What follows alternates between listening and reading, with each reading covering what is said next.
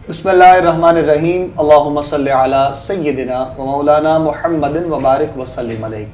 नाज़रीन मोहतरम, खुशामदीद कहेंगे आप तमाम देखने और सुनने वालों को।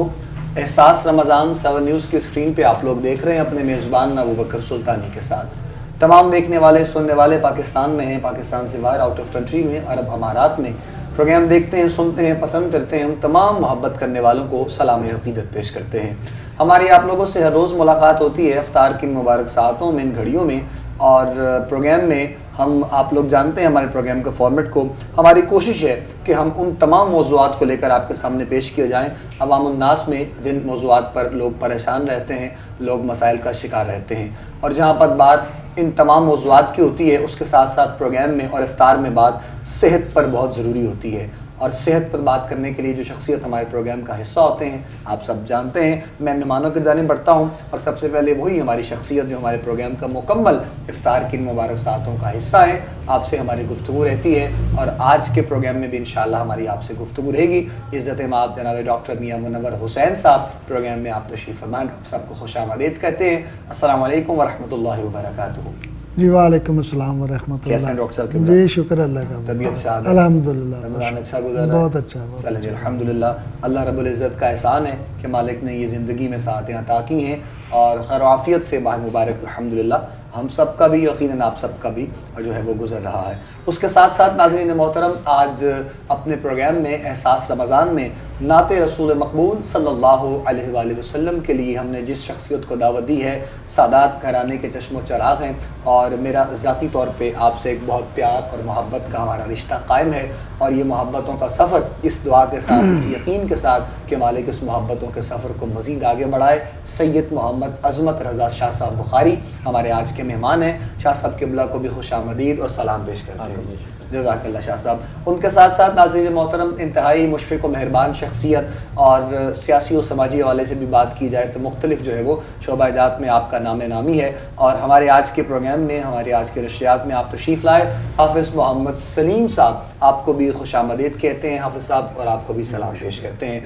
हाफ़िज़ मोहम्मद दानिश, आक़ाए करीम की बारगाह में ज़िक्र मुस्तफ़ा की सादत इंशाअल्लाह ये भी हासिल करेंगे, आपको भी खुशामदीद आज के प्रोग्राम में कहेंगे। नाज़रीन मोहतरम, जहाँ पर बात सेहत की होती है तो बहुत सी ऐसी चीज़ें हैं जिनको हम हर रोज़ आप लोगों के सामने पेश करने की कोशिश कर रहे हैं, ताकि वक्त इफ्तार में इन मौज़ूआत पर गुफ्तगू हो, इन टॉपिक्स पर डॉक्टर साहब क़िबला से बात की जाए और आप लोगों के लिए कुछ आसानियाँ पेश की जाएँ। इंशाअल्लाह आज भी मुकम्मल गुफ्तगू का आगाज़ करेंगे, लेकिन बाकायदा आगाज़ अपनी रवायत को बरकरार रखते हुए आक़ाए करीम के ज़िक्र से होगा। और ये सादत हासिल करने के लिए मैं सैयद मोहम्मद अज़मत रज़ा शाह साहब बुखारी से ही गुजारिश करूँगा हमारे आज के प्रोग्राम का बाकायदा आगाज़। शाह साहब आप बिस्मिल्लाह कीजिए और आगाज़ कीजिएगा। मैं इंशाअल्लाह हम्द बारी ताला से जी बिस्मिल्लाह आगाज़ करता हूँ, क्योंकि रमज़ान मुबारक की बिस्मिल्लाह मुक़द्दस सातें हैं। माशाअल्लाह, अल्लाह पाक की बारगाह से करम की भीख मांगते हैं। बिस्मिल्लाह। मेरे मौला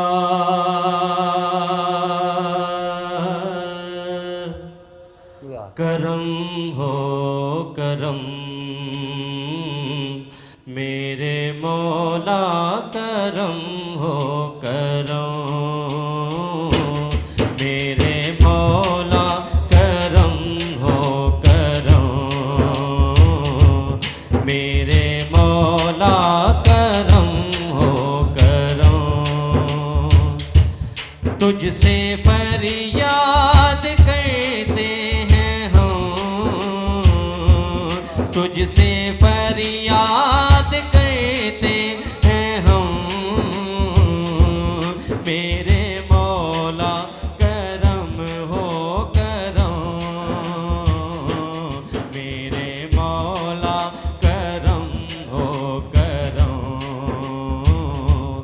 मेरे मौला करम हो करम। हाँ मेरे मौला करम हो करम, मेरे मौला करम हो करम। मैं बंदा आसी हूँ, खताकार हूँ मौला, मौला मैं बंदा आसी हूँ, खताकार हूँ मौला।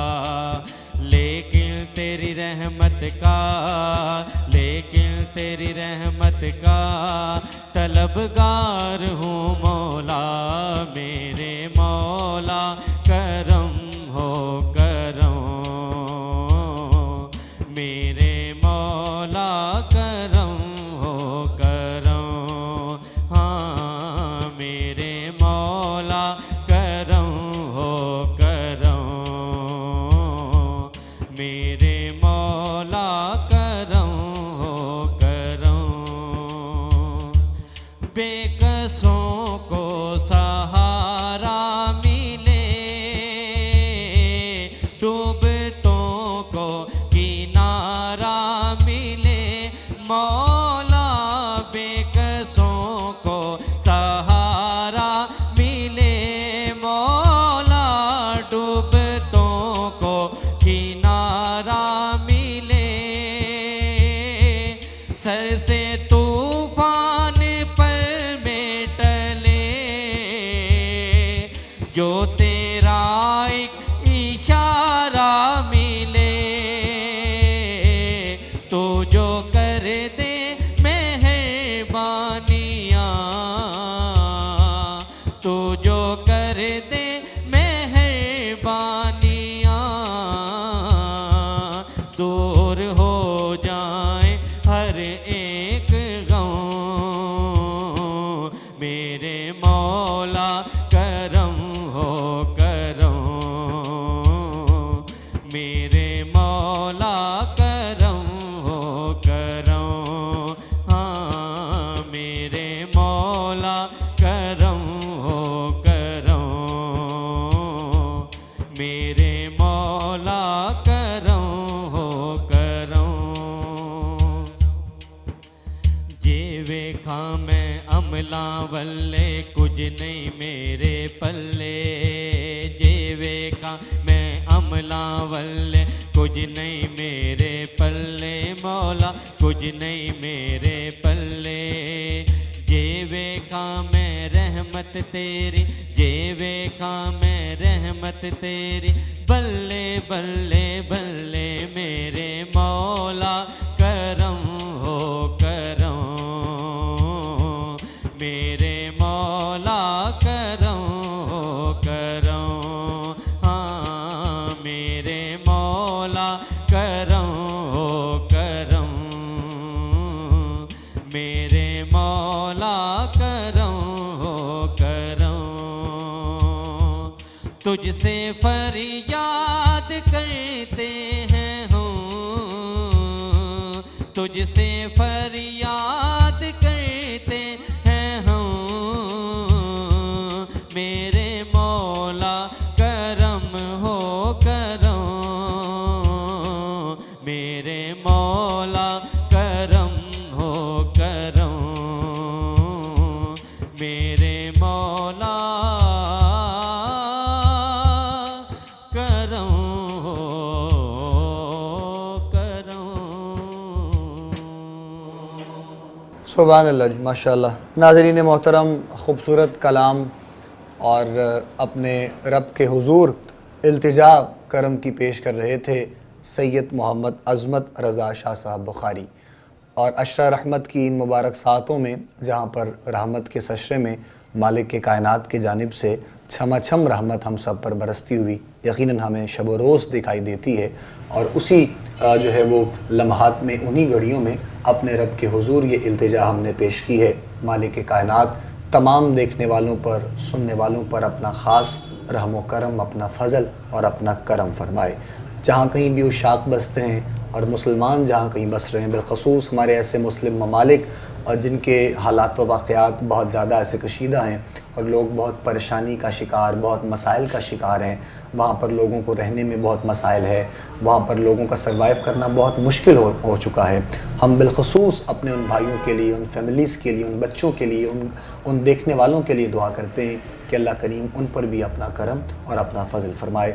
हमारे यहाँ तो बहुत सी आसाइशें हैं। आप ये देखिए कि किस कदर मेरे मालिक का हम लोगों पर करम है कि मालिक ने रमज़ान भी अता किया, और फिर अगर गर्मी के मौसम में रमज़ान जब से आ रहा है, और ये भी हम पर करम नवाजी है यकीनन कि मालिक ने हमें आसाइशें ऐसी अता की हैं कि डॉक्टर साहब हमें महसूस ही नहीं होता जब रमज़ान आता है। हम अपने घर का माहौल ऐसा अच्छा रखते हैं, हम अपने उठने बैठने की रूटीन ऐसे रखते हैं, हम खाने पीने की अशिया अपनी ऐसी होती हैं कि हमें महसूस नहीं होता है। लेकिन आप यकीन कीजिए, इस सारे मामलात को देखते हुए, इस सारी भूख को, इस सारी प्यास को देखते हुए, हम अगर दिल के कानों से और इश्क की निगाहों से देखें, मैं एक जुमला बहुत खूबसूरत आप तमाम देखने वालों की नज़र कर रहा हूँ, दिल के कानों से और इश्क की आंख से, इश्क की निगाहों से अगर देखा जाए तो ये जो आज की हमारी भूख और ये प्यास है, ये जो रोज़ा हम लोग रखते हैं अपने रब की रज़ा के लिए, ये अपनी जगह है। लेकिन खुदा की इज़्ज़त की कसम है, कुछ देर के लिए, चंद लम्हात के लिए बस आप ताजदार करबला, परवरदा आगोश रिसालत, सिब्त नबी की बारगाह में चले जाएं तो उनको याद कीजिए, करबला के उस तप्ते सहरा को याद कीजिए, करबला के उस मैदान को याद कीजिए। वहाँ पर नन्ना शहज़ादा अली असग़र है, शहज़ादा अली अकबर हैं, ओनो मोहम्मद हैं, वो बच्चे हैं कि जिनके खलक पर जब तीर चलता है तो प्यास की शिद्दत का आप अंदाज़ा लगा सकते हैं कि वो मामूलात क्या होंगे।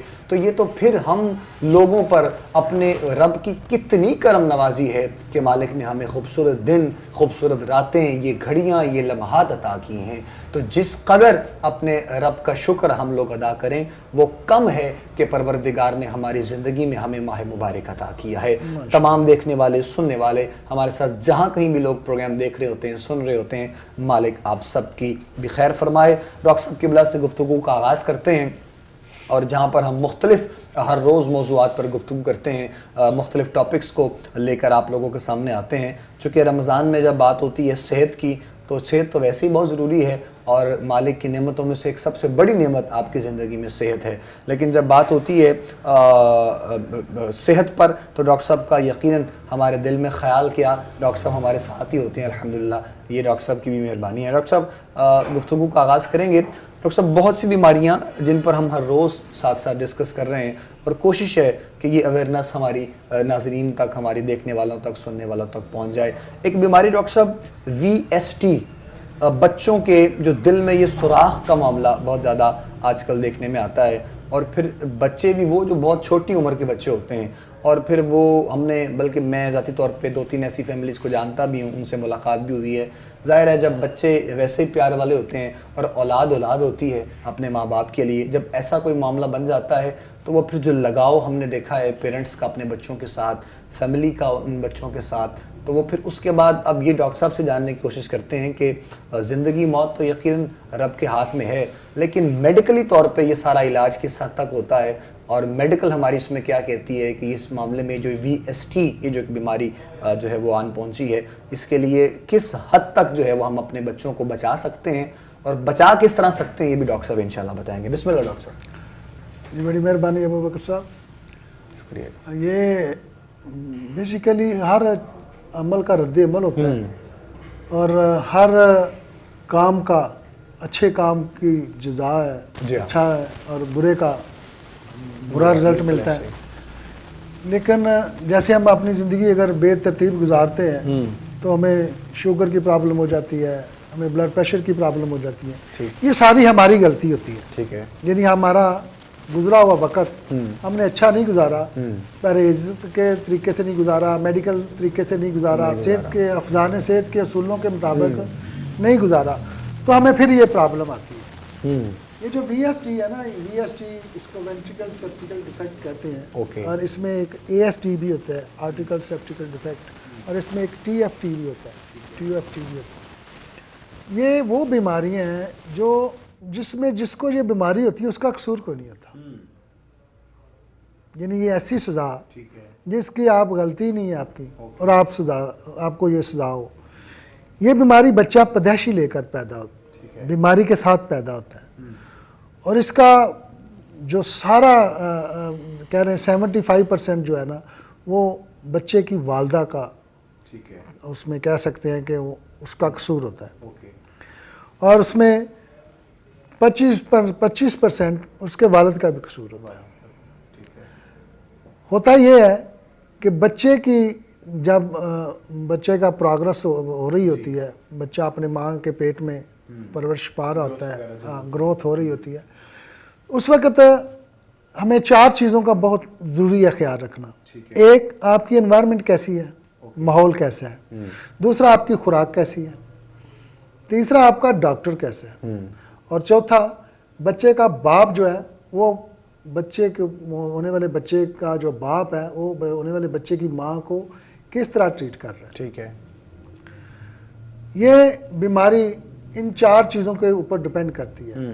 पहली चीज़ कि अगर आप खुराक सही नहीं खाते और खुराक मेडिकल असूलों के मुताबिक नहीं खिलाते, ठीक है, तो इसका मतलब है कि वो सज़ा बच्चा भुगत रहा है। दूसरा एनवायरनमेंट का कि अगर आप पॉल्यूशन ज़्यादा है, आपके कमरे में, आपके घर में स्मोकिंग हो रही है, या आपके घर में किचन है तो उसका प्रॉपर एग्जॉस्ट नहीं है, या आपके घर में कमरों में वेंटिलेशन नहीं है, वहाँ का क्रॉस नहीं है, तो ये भी ऑक्सीजन की कमी भी बिल्कुल ठीक वो बच्चे की ग्रोथ पे असर करती है। ओके। और तीसरा इसके में हमारे सेल्फ मेडिकेशन आ जाती है। ठीक है कि जब हम अपनी मेडिसिन मसलन सर दर्द शुरू हुई, दवाई मंगवाई और खा ली दौराने प्रेगनेंसी और कोई इन्फेक्शन हुई तो एंटीबायोटिक खा ली। कुछ अताई डॉक्टर जो है वो बगैर मैयर किए आपको एंटीबायोटिक दे देते हैं, जबकि उस दौरान एंटीबायोटिक बहुत ज़्यादा सीरियस हो जाती है। बल्कि कुछ तो मतलब आप इस चीज़ को ज़्यादा कुछ महीने जो खास लास्ट मोमेंट्स में शायद पेन किलर भी बिल्कुल शुरू में तो पेन किलर भी हम कहते हैं कि ना खाएं। बिल्कुल ठीक। और इसमें कुछ हमारे डॉक्टरों का भी कसूर है। डॉक्टरों का कसूर ये है कि वो और तो जो मेडिसिन लेने जाते हैं तो उस वक्त वो ऑब्जर्व ही नहीं करते, पहले 2-3 माह क्वेश्चन ही नहीं होता, नज़ला जुकाम बुखार हुआ उस हिसाब से नुस्खा नॉर्मल मेडिसिन दे दी बस। तो ये जब ये देखें, एक अच्छा मुआशरा तभी ग्रोथ करता है अगर एक अच्छी माँ हो, अच्छी माँ, वाह। और एक अच्छा बच्चा तभी अच्छा सेहतमंद पैदा होता है जब उसके अफजाने असूलों के मुताबिक उसकी परवरिश की जाए। और ये ऐसी सज़ा होती है जो बाद में फिर माँ बहुत भुगतती है। अल्लाह अल्लाह। और बच्चा जो है वो मुकम्मल एक सज़ा की तरह पैदा होता है। सज़ा की तरह क्या, तो वो ज़िंदगी भर के लिए थोड़ा सा माहौल ख़राब हुआ, थोड़ी सी इन्फेक्शन हुई, उसको नज़ला जुकाम बुखार इन्फेक्शन शुरू हो जाती है, उसके होंठ नीले हो जाते हैं, उसका जो दांत है गम्स वो ब्लूश रहते हैं, आंखें ब्लू हो जाती हैं, रेड हो जाती हैं, एहसास बच्चा बहुत सेंसिटिव होता है। और अब फिर वो सारी सज़ा माँ ने भुगतनी है। अल्लाह। तो माँ की गोद में है ना।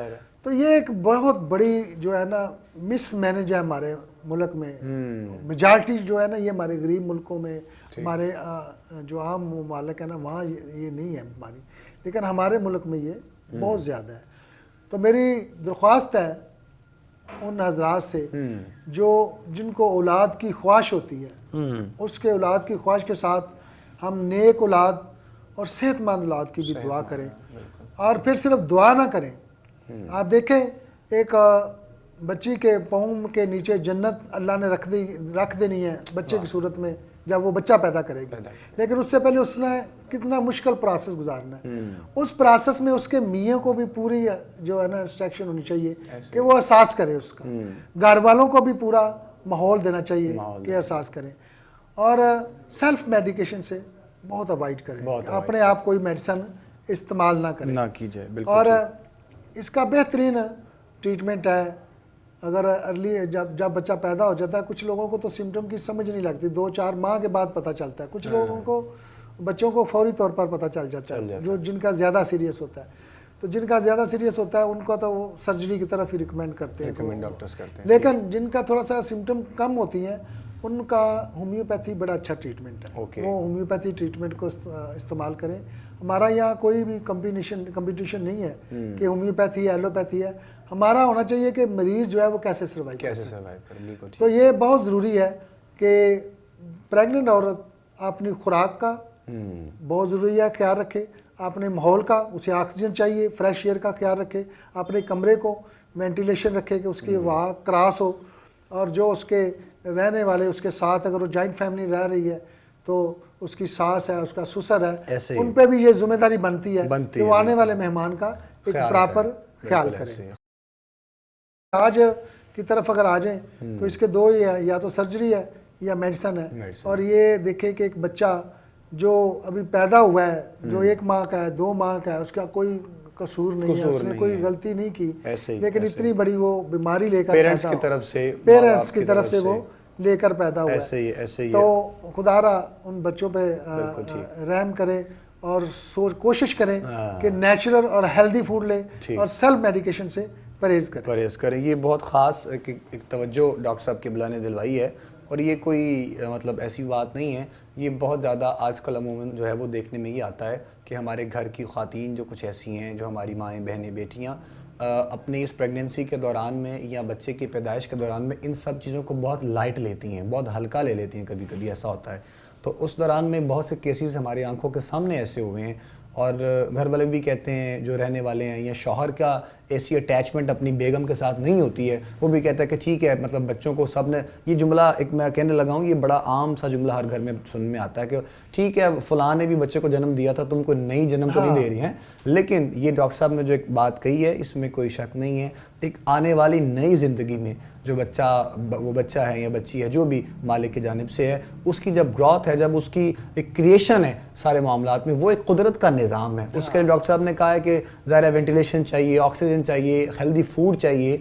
ये सारी चीज़ें जब मुकम्मल होती हैं तो ज़ाहिर बच्चा फिर सेहतमंद पैदा होता है, बीमारियों से पाक पैदा होता है।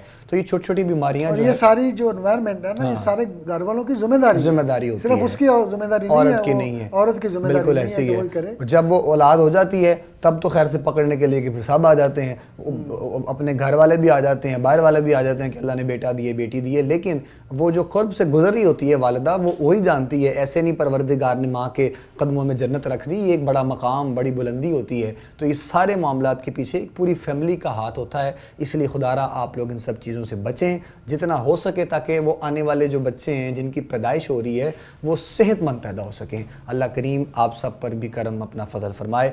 जहाँ पर माशाल्लाह बात सेहत की होती है, उसके साथ साथ हम आपको पता है प्रोग्राम में मुख्तलिफ मौज़ूआत को साथ साथ लेकर चलते हैं। शाह साहब किबला से इंशाल्लाह एक नात रसूल मकबूल सुनेंगे, लेकिन उससे पहले मैं चाहता हूँ कि हमारे मुशफ़िक़ व मेहरबान जनाब हाफ़िज़ मोहम्मद सलीम साहब के जानिब भी हम बढ़ें।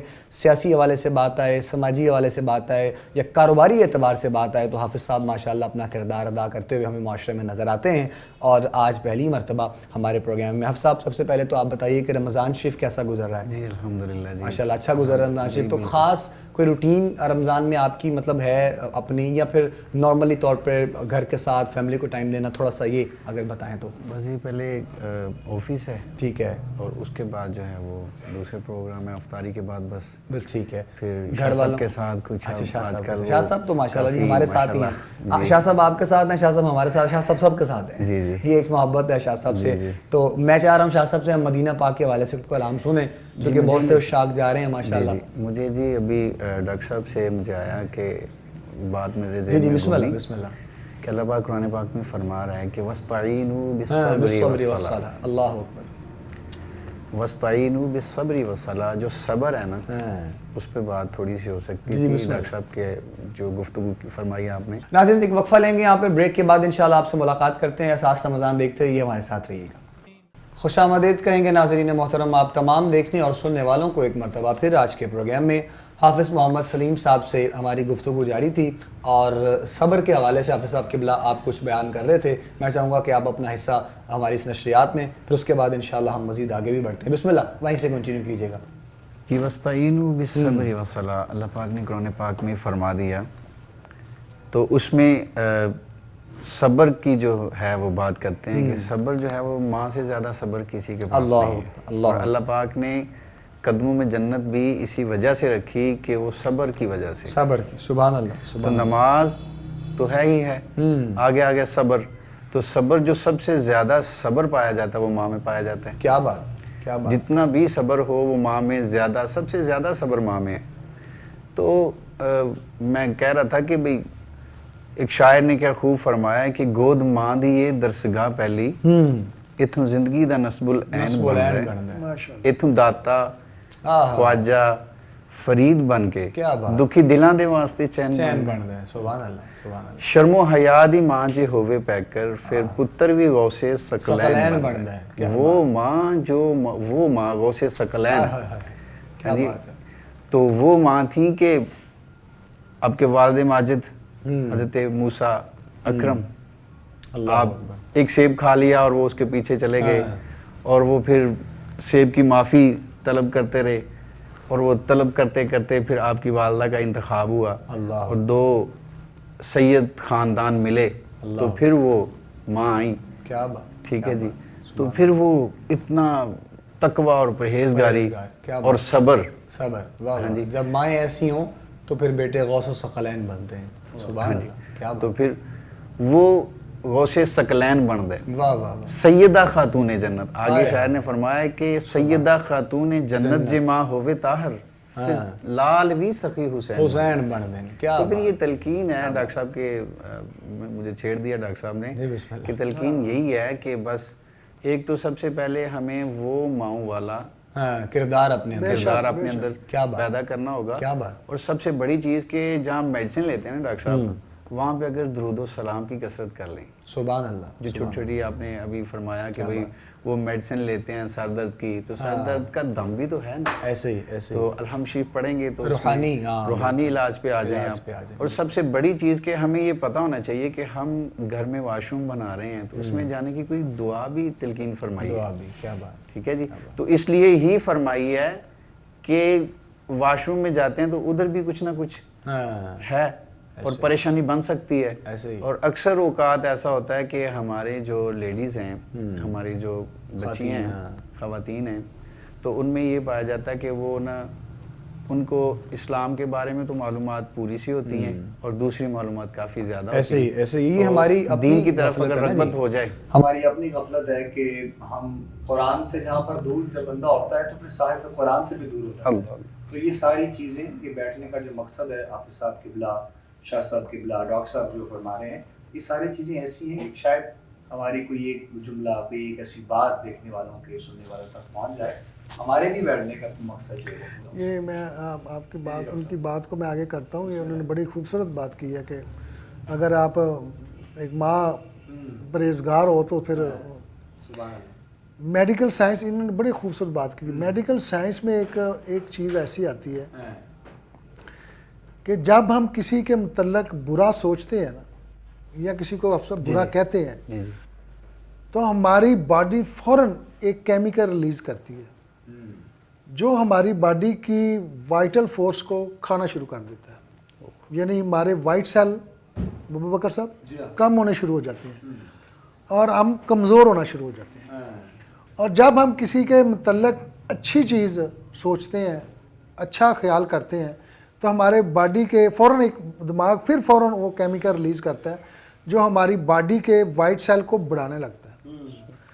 तो अगर एक माँ जब वो प्रेगनेंसी के माहौल में आती है, अगर वो उसका कॉन्फिडेंस लेवल इतना हो जाए कि वो कहे कि मेरा बच्चा इंशाल्लाह अच्छा पैदा होगा, मैं 5 वक्त नमाज पढ़ूंगी, मेरा बच्चा बीमार नहीं होगा, क्या बात। तो उसकी वो फीलिंग जो है, जो उसकी बॉडी इम्यूनिटी है, वो उसके अंदर बीमारी आने ही नहीं दी। और ये तो डॉक्टर आपने बड़ी खूबसूरत बात की है। और मैं आपने उसको मेडिकल साइंस में डिफाइन कर दिया कि हमारी सोच जो है ना, हमारी बॉडी वही प्रोड्यूस करती है जो हम सोचते हैं। ये डॉक्टर साहब मालिक कायनात और आपके हबीब का हुक्म है इस हवाले से, दौरान प्रेगनेंसी, उस दौरान में औरत अपने परवरदिगार के बहुत करीब होती है और ख़ास तौर पर वो जो दुआ मांगती है, वो जो दुआएं करती है, वो मालिक कबूल करता है, क्योंकि वो एक ज़िंदगी के मामलात ऐसे होते हैं, एक रब्त ऐसा होता है अपने रब के साथ। लेकिन वही बात है, गफलत ये है कि अगर उस दौरान में मोबाइल और टिकटॉक ही चलता रहेगा तो फिर बच्चे तो फिर अल्लाह जाने कैसे पैदा होंगे। देखिए जी अबू बकर भाई, गौसे सकलैन आपकी वालदा माजिदा, वाह, हुजूर गौस पाक रहमतुल्लाह ताला अलैह, आप जब मदरसा में जाते हैं तो वो कुरान शुरू होता है। क्या बात, सुभान अल्लाह, मारूफ वाक़या, मारूफ वाक़या, कुरान शुरू होता है तो फिर वो लगातार ही हो जाता है, सुभान अल्लाह। आप कहते हैं जी पढ़ें जी बिस्मिल्लाह, कारी साहब, तो गौस पाक सरकार रहमतुल्लाह ताला अलैह पूरा कुरान जहाँ तक वालदा को याद था वहाँ तक सुना देते थे। और वो कोक में था, कोक में, और वो पेट में जो हाय जितनी जिंदगी गुजारी, कहाँ से सीखे, क्या वालदा की नाज़रीन मोहतरम, खूबसूरत माशाल्लाह हमारी गुफ्तगू जारी है। और इस खूबसूरत गुफ्तगू को और इस माहौल को मज़ीद मुअत्तर करने के लिए हम ज़िक्र मुस्तफ़ा, ज़िक्र सरकार दो आलम का सहारा लेंगे इंशाअल्लाह, और ये सआदत हासिल करेंगे सैयद मोहम्मद अज़मत रज़ा शाह साहब बुखारी। बिस्मिल्लाह। जैसे आप लोगों को फरमाया मदीना पाक की जी, बिस्मिल्लाह। बिस्मिल्लाह पेश करते हैं। मेरा गदा मेरा मंगता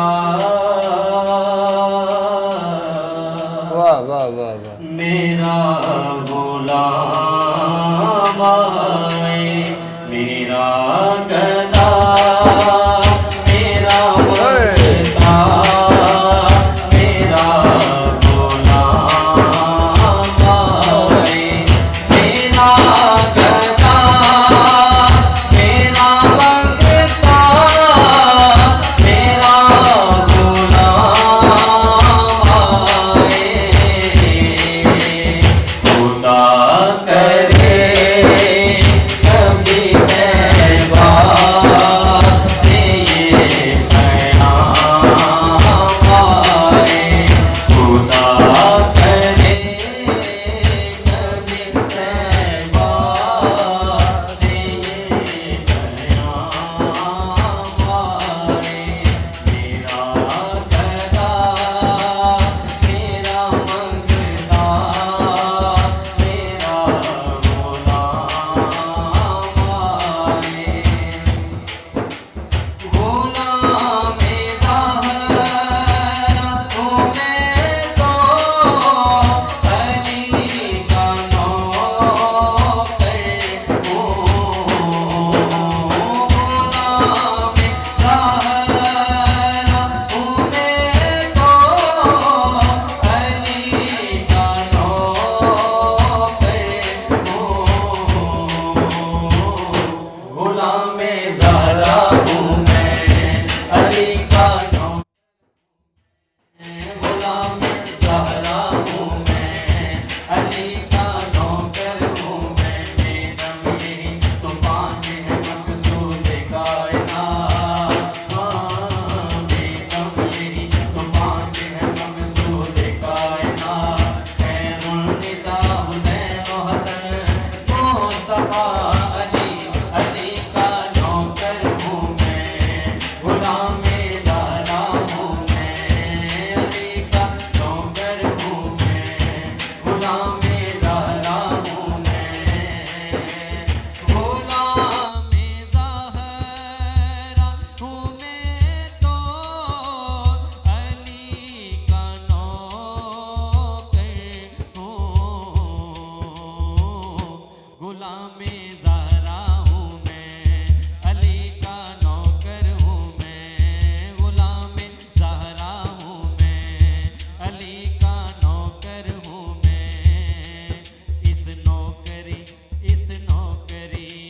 नौकरी ते मैनू मान बड़ा, गुलाम ज़हरा हूँ मैं, अली का नौकर हूँ मैं, गुलाम ज़हरा हूँ मैं, अली का नौकर हूँ मैं। अली इमाम मनस्तो मनम गुलाम अली, अली अली अली अली इमाम मनस्तो मनम गुलाम अली। हजार जान गिरामी फिदा बना में अली, अली का नौकर हूँ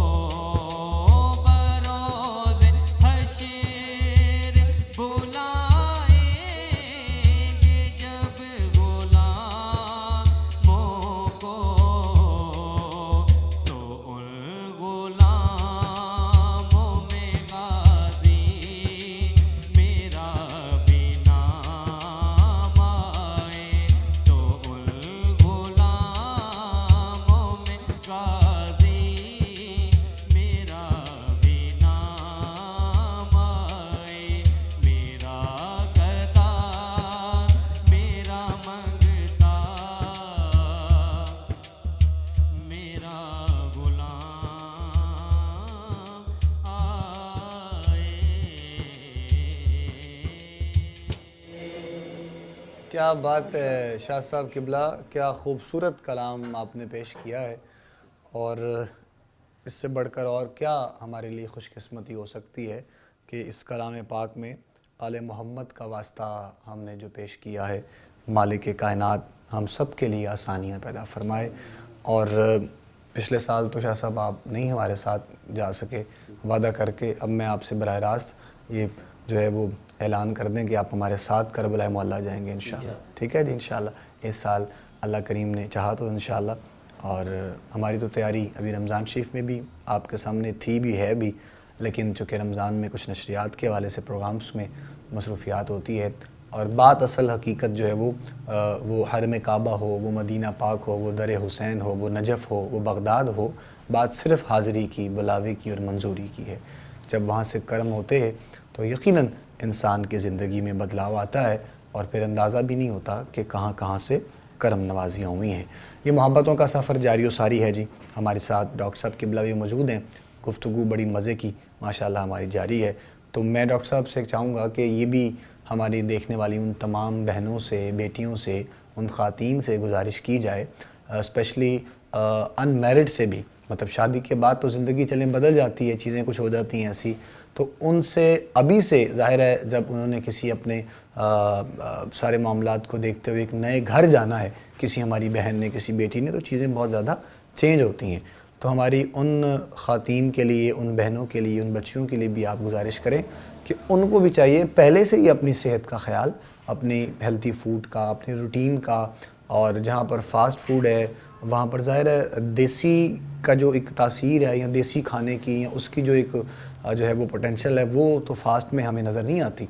तो ख़ास तौर पर फास्ट फूड पर जो बहुत ज़्यादा हमारे अहबाब जो है वो, ऐसा नहीं है कि हम खुद नहीं खाते हैं, हम खुद भी खाते हैं। अक्सर देखने वाले लोग दोस्त ऐसे भी होंगे तो शायद मुझे बाद में कह भी दें कि आप बड़ी तलकीन कर रहे थे तो आप खुद बहुत खाते हैं फ़ास्ट फूड। ऐसा नहीं है, लेकिन रूटीन इंसान अपनी ऐसी बनाए, खाने पीने की जो अशिया है, और ये सब नेमतें हैं अल्लाह रब्बुल इज़्ज़त की जानिब से।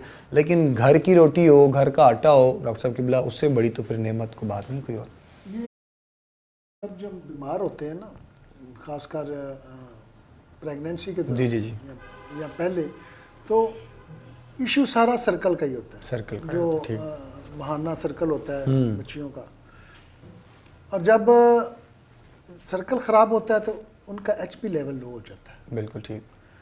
और HbA जो उनका लेवल जो लो होता है, HB हीमोग्लोबिन लेवल जब लो होता है, तो उसके लिए हमें ज़रूरत होती है नेचुरल फूड की।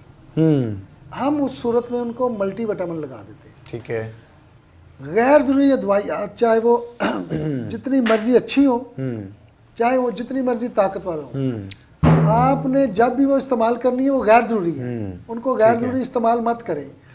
अपना फूड इस्तेमाल करें। मसलन अगर आपका HB लेवल लो है, तो एप्पल का जूस बड़ा अच्छा है, ठीक है, अनार का जूस बहुत अच्छा है।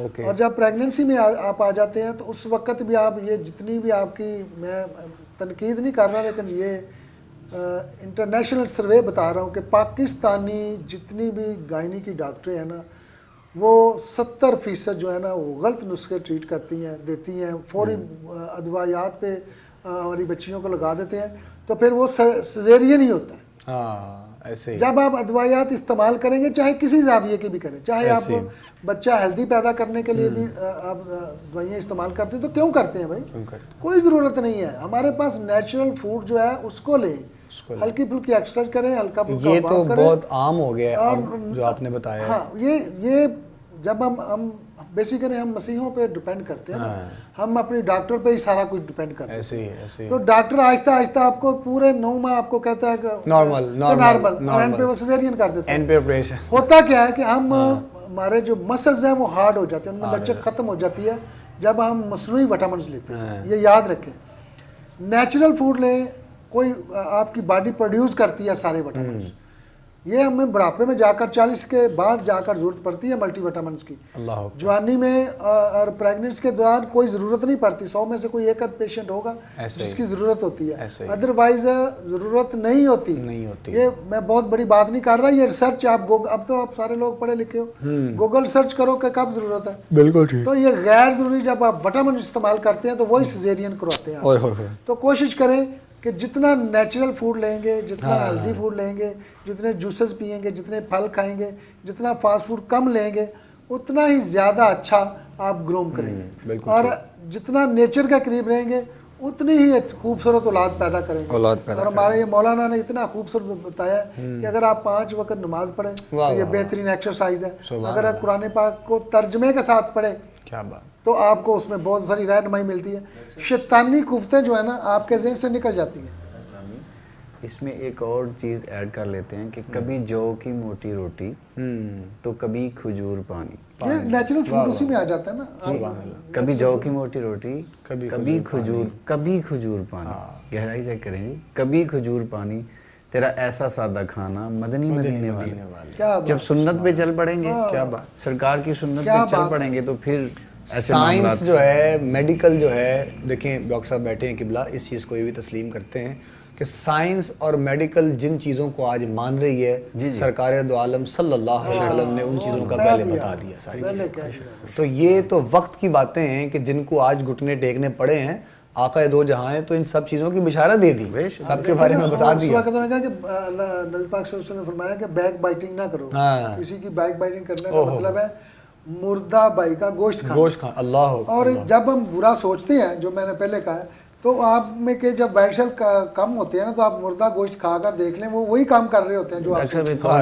एक और जुमला सर कि ताइफ में हुजूर को पत्थर मारे जा रहे हैं, ठीक है, और हुजूर फरमा रहे हैं, जिब्रील आए, कहते हैं जी इनके ऊपर उल्ट कर दें, ये पहाड़ इनके ऊपर डाल दें, तो हुजूर फरमा रहे नहीं भाई, इनमें से ऐसे आएंगे जो मेरा जिक्र करेंगे, जो मेरी मदद करेंगे, अल्लाह की मेरी मदद करेंगे, अल्लाह का हुक्म ये करीम आका की बात है जी, ये करीम आका की बात है, सुभान अल्लाह। और इसी जो है वो एवज़ में आले मोहम्मद के हवाले से भी ये बात याद आती है कि जब वो दहलीज़ पे आया मांगने के लिए हज़रत इमाम ज़ैनुल आबिदीन, तो वो आप खामोश खड़े रहे। बारहा ये भी वाक़या सुन रखा है। तो उसने आगे से सवाल किया कि आपको पता नहीं मैं कौन हूँ? तो आप फरमाते हैं कि मुझे इल्म था और मुझे इल्म है कि तुम कौन हो, करबला में तुमने हमारे घर वालों को शहीद किया है, लेकिन वो तुम्हारा जो है वो ज़र्फ़ था, ये हमारा ज़र्फ़ है, तुम आले मोहम्मद के दर पे आए। तो ये सारी चीज़ें तो हमें आका करीम से, हुजूर की असहाब से, हुजूर की आल से मिलती हैं। और ये मेडिकल, ये साइंस, मतलब ये चीज़ें दो नहीं हैं, ये बिल्कुल है सब एक, लेकिन बात सिर्फ समझने की है। अगर आप बात समझ जाएं, हकीकत हमारे यहाँ आया हो जाए, तो ज़िंदगी सुनहरी है हम सब लोगों के लिए। हाफिज़ मोहम्मद दानिश से नात सुनते हैं जी। दानिश साहब भी हमारे मेहमान हैं, माशाअल्लाह, ये सआदत हासिल करेंगे। बिस्मिल्लाह जी। या मुस्तफा अता हो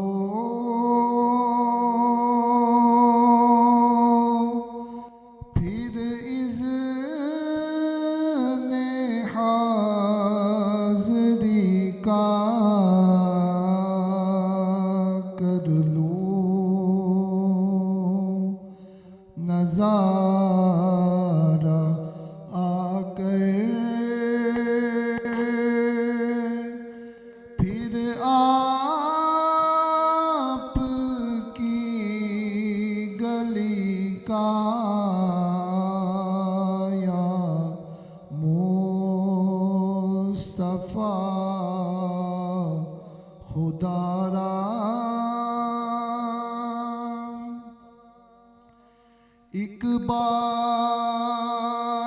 फिर दिखा दो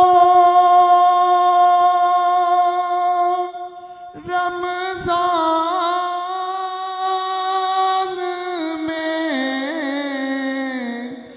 मदीना।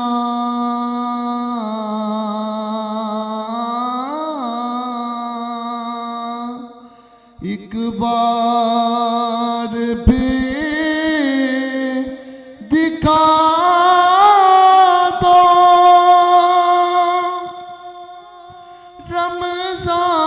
रमजान में मदीना। बेशक बना लो आका मेहमान